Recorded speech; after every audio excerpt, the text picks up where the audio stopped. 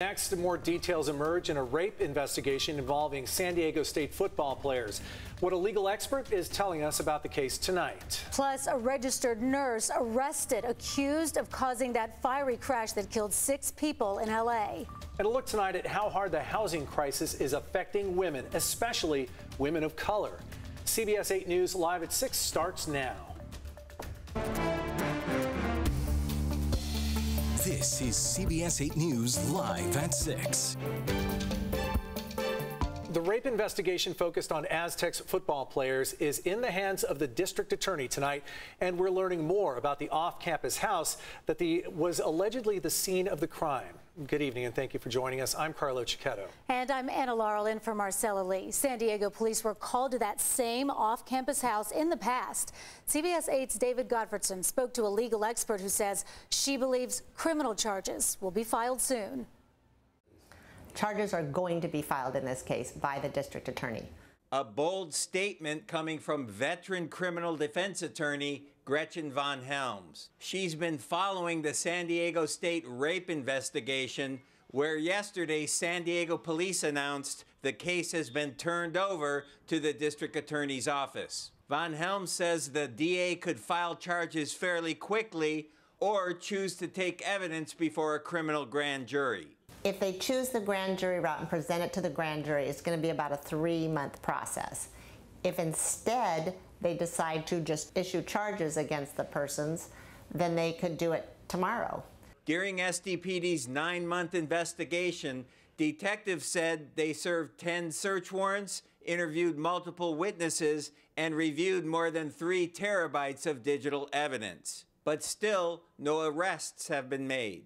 The police have done a really thorough job in this case. They've gotten phone downloads, cameras, witness statements, probably texts, and so they're going to give all that evidence to the district attorney's office, and the district attorney's office is going to have to go through all that evidence, but there will definitely be charges filed against one or more of these individuals.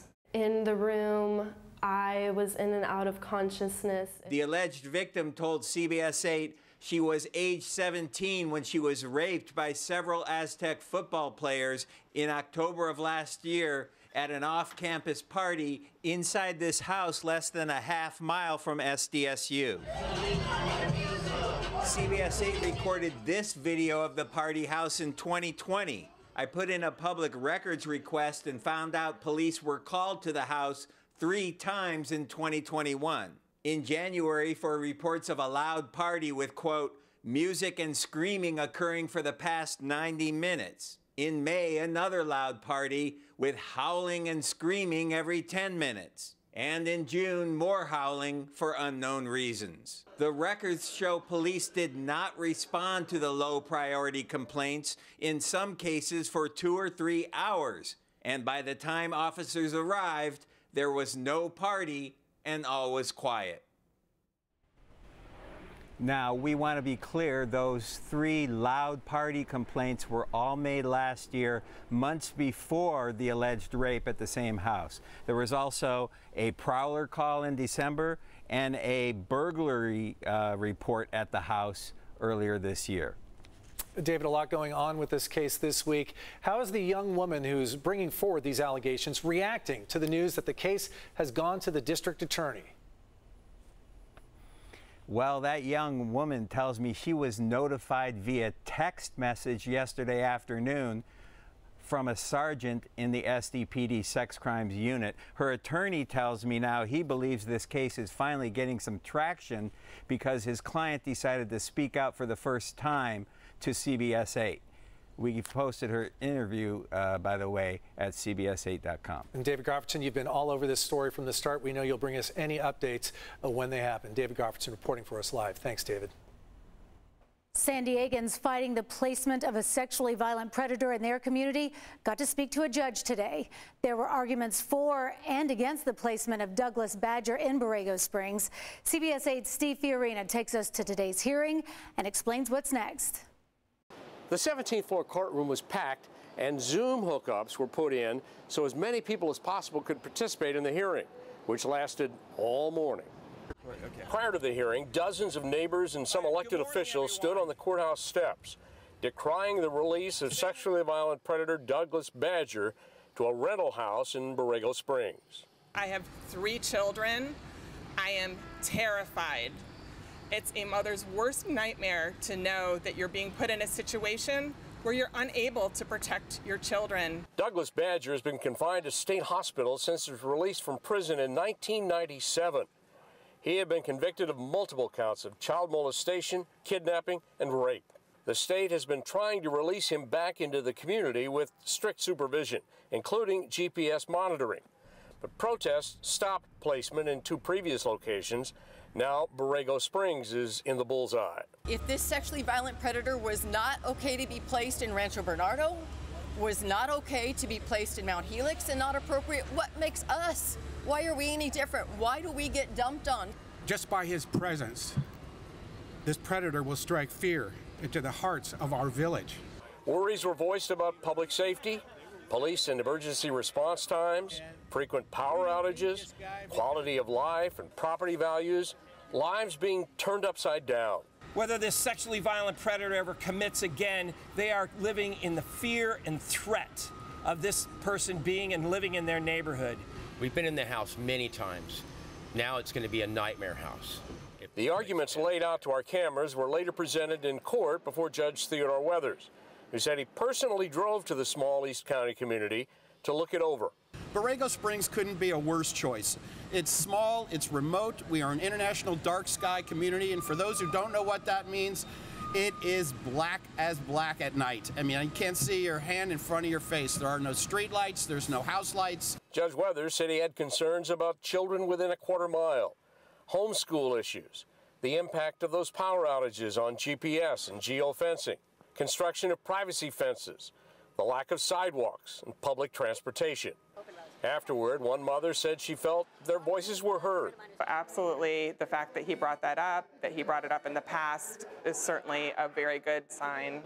Judge Weathers wants briefs filed within 2 weeks on the questions he asked. He will then assess that and make a ruling on the future of Douglas Badger. Steve Fiorina, CBS 8.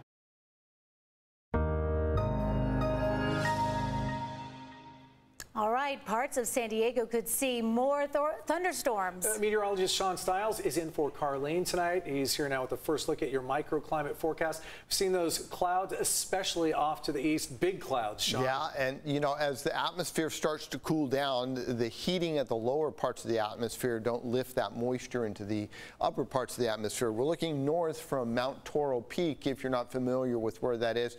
That's just a little bit north of the Anza Borrego Desert, and we're looking north into the Coachella Valley there. You can see those thunderheads as they've drifted off north. The flash flood watch that was taking place over the Riverside County area has expired. Our flood watch has also expired here in San Diego. And as we look at the Doppler radar, this is live right now. We've got a few returns out in the East County, but for the most part, all the activity now up over parts of the 29 Palms area, and you can still see some pretty good returns coming down there. As far as we're concerned here in San Diego, coastline will be a little bit nicer tomorrow, a little bit less humidity, and temperatures will see those rise as we get into Sunday.